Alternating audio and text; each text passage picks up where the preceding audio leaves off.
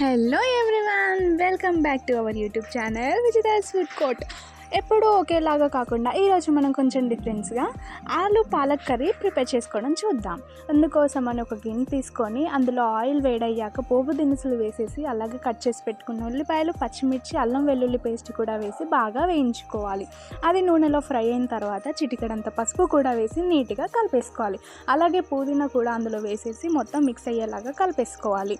Cut చేసి పెట్టుకున్న ఆలు ముక్కల్ని కూడా అందులో వేసేసి ఆయిల్లో బాగా ఫ్రై చేసుకోవాలి.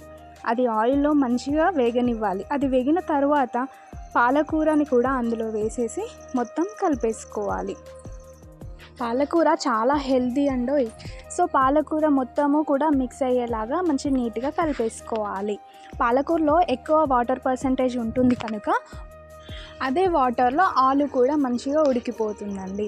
సో అందులో ఉన్న వాటర్ మొత్తం ఆలు పీల్చుకునేలాగా ఉడకనివ్వాలి. అలాగే ఉప్పు కారం వేసేసి బాగా ఉడికించుకోవాలి మూత పెట్టేసి.